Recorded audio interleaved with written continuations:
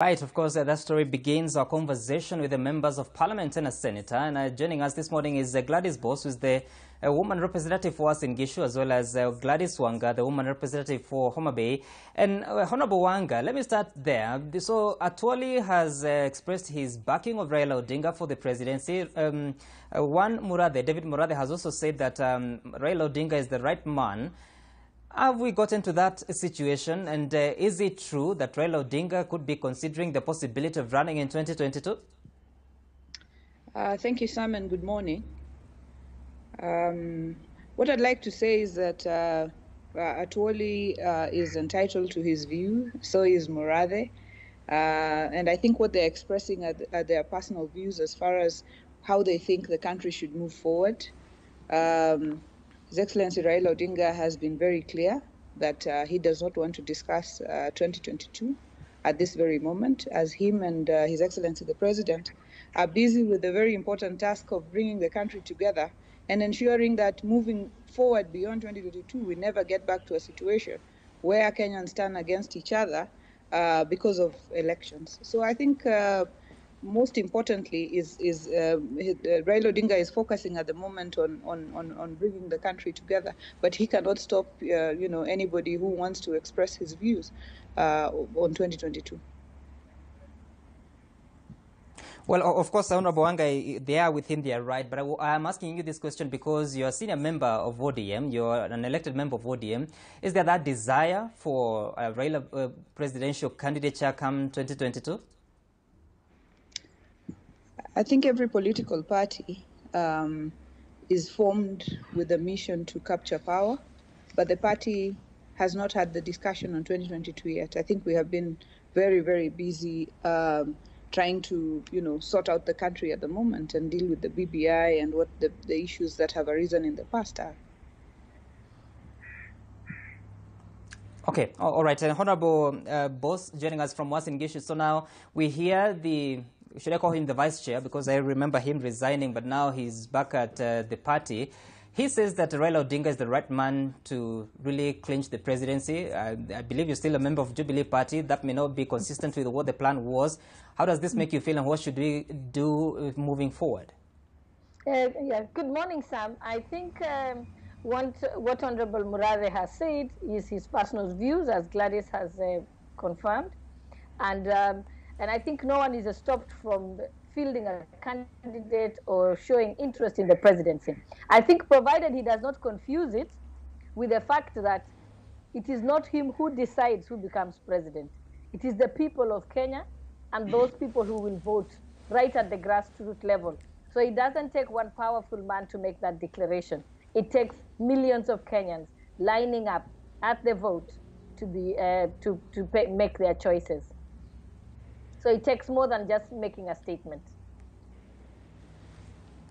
Right, but does it bother you that a person to the extent of a vice chairperson of the party making such pronouncements, yet the Jubilee Party had that roadmap on how they were running for election in 2013 and 2017? Does it concern you?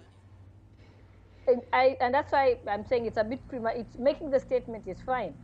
But remember that we have to have a national delegates conference. We have to endorse the Jubilee presidential candidate. Each party will have to do that. So there are party laws and mechanisms that have to be fulfilled. There's a certain number of signatures from a specified number of counties for one to be able to run for presidency.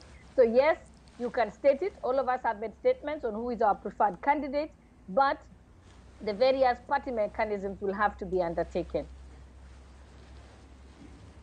Okay, all right, and we'll wait for that to happen. But in the meantime, we have those two voices, and of course, we'll continue to inform conversations. But in the meantime, let's talk about the Building Bridges initiative. And Honorable Wanga, you spoke about it just in passing, but we know that the term expired on the 30th of June. We still haven't seen a report being presented to the president. It's now how many days? About 40 days since the expiry. Have you heard of anything that is happening behind the scenes and where we are as a country with the BBI report that was expected to resolve several issues that concern the country? Thank you, Sam. First, let me speak to the issue that Gladys Boss just mentioned around Jubilee fielding a presidential candidate and going through the works. I think every Kenyan watching the political scene knows that it is not going to be business as usual. There's going to be a lot of changes in how we're going to go into the election.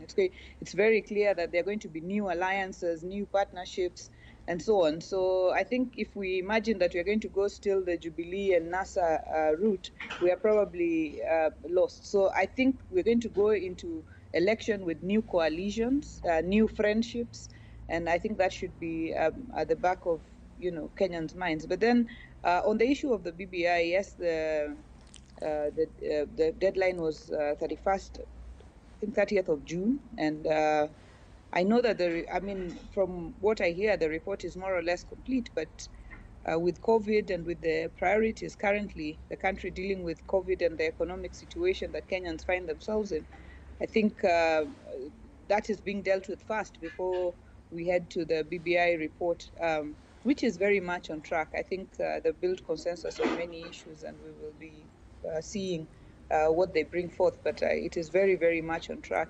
But given the pandemic that nobody expected, of course, you expect that there'll be changes in schedule.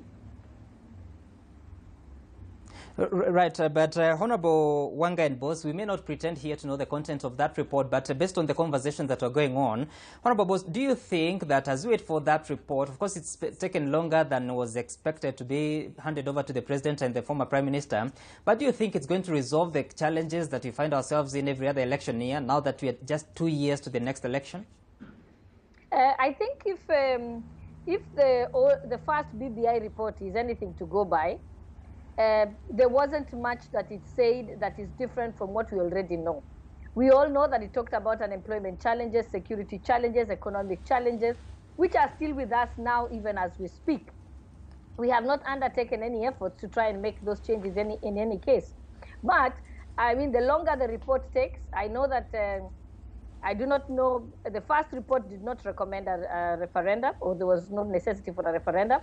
I don't know if this second BBI 2 is going to recommend that, but people should be quite aware that even if you did, remember the timelines are moving very fast. You need at least 60 days to register voters. You need another 30 days to verify to clean up the register. You probably need another 30 to 40 days for verification of inspection of the register. You also need a certain number of days to mandatory by law to undertake voter education. And then you need to undertake the logistics of recruitment and of staff members and so on.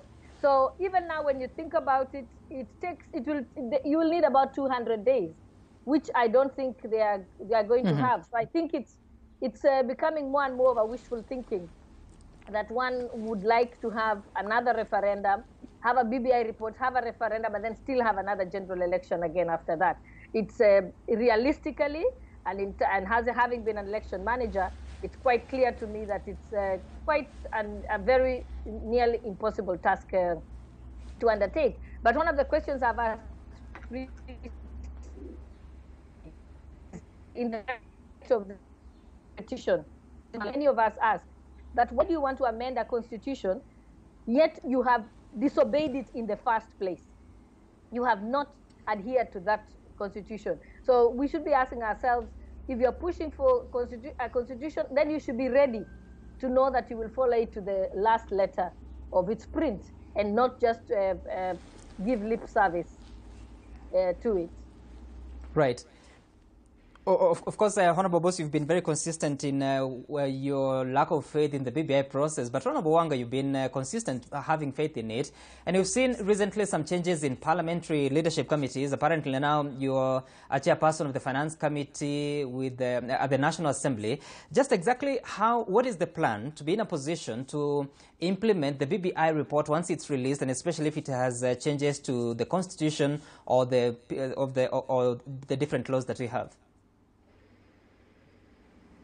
Well, I think it's misleading to say that the initial report did not recommend a referendum. I think the report was not meant to recommend a referendum. But if the issues arising within that report, such as what was arising around restructuring devolution, and increasing, for example, amount of money that's going to counties, that is a question that requires a referendum. And therefore, there was always from the beginning the fact that we would go for a referendum if the issues that Kenyans raise. And remember, these issues are not issues that anybody raised. The BBI team walked around and went and collected views, and the views that they are carrying, including in their report, is views of Kenyans and various stakeholders. So I think, and there is time to execute a referendum. The way it is being explained as if we do not have an IEBC, we have to start forming an IEBC from scratch, because once the signatures are collected, and those signatures with the kind of support that the BBI has can be collected even within a week, 1 million signatures are really nothing. So once the report is presented and agreed on, you need just about a week or so because the report was being done, but concurrently, I believe, the bill is also, being drafted, and therefore, if you have a week or 2 weeks to collect the signatures and then give them to IBC, who verifies them within, the shortest period possible, then even before the end of the year, depending on how COVID behaves, we should be able to head to a referendum and sort out these issues. But these issues are not anybody's issues. They are issues that are being raised by Kenyans. And the 2010 Constitution, of course, covered quite a bit, but it wasn't enough. We have tried it. We have tried it for 10 years now. And there are areas that Kenyans are saying we need to, amend so that we, move forward as a cohesive nation. Well, Honorable Boss, of course, Honorable Wanga sounds very, very confident that it's something that is doable. We have seen experiences with Okoa Kenya, as well as the Punguza Mizigo, or was it Mzigo, by the Third Way Alliance. It took a bit of time, nearly more than 1 year, for the signatures to be confirmed and then to follow the other procedures to present all this to the county assemblies. In your view, whether you support or you don't, what do you think is the best way forward if we are to amend some of the clauses in the Constitution? How do we ensure that we use as limited time as possible to enable the country go to an election on the 9th of August 2022? I think it's important to bring to the attention of Honorable Wanga the fact that certain activities in the electoral cycle have mandatory timelines. So it's not just that you can say, I'll finish this in a week and do this in another 1 week and the other. No. Every step of the way, the law puts in a fixed timetable of when you can undertake it. And this is not just within Kenya's laws. These are international electoral network standards. And remember, Kenya has signed international conventions on civil and political rights, which actually sets up the threshold for any referendum of an election to be had, which we have domesticated by putting in our electoral laws and also in our constitution. So it's not as simple as it is being stated. And if you look at any timelines, if you look at the IEBC website over time, they normally have timelines that are prepared on a Gantt chart, which indicates from day one when the activities begin to run, which dates are mandatory and are locked, and you cannot move to the next activity until you complete another one. So you just have to look at that and see that it's clearly, it is time-based. It is not 2 weeks and 1 week here and there. It is perfectly stated in law. So it's important to know that. Again, this is what we're saying is highly speculative. We don't know what is in the second BBI report. Let's have a look at it. The faster they release it to us, the better. Then we will be able to break down what laws need to be amended, what laws don't need to be amended, and whether a referendum is required at all or not. So those are, and remember, you do not, a BBI report cannot request a referendum. The manner in which one can undertake a referendum is clearly set out in the Constitution again. So the report would merely be, based on the report, they would then trigger the mechanisms that are in the Constitution. Not that the BBI report will just be unleashed and then we go to a referendum. It's not as easy as that. So let's not speak like we don't have a constitution in Kenya. All right. We don't have rules. All right, Honorable Boss and Honorable Wanga, we're taking a short break here on Daybreak, but when we return, we'll also be joined by Gonjeri Wambogo, who is the Member of Parliament for Nyeri Town. He'll be joining the conversation. We still have so much to talk about, including the the parliamentary independence that we find in the country. We know that the senators have not been able to resolve the stalemate, the standoff that is there to do with the county sharing the revenue. We'll also be talking about the pension for MPs, because last week we saw members of parliament, including Honorable Wanga, speaking about that, to revise the pension for members of parliament who served between 1984 and the year 2001, raising it from 6,000, understandably, to 100,000 per month. We have all that to speak about after the break.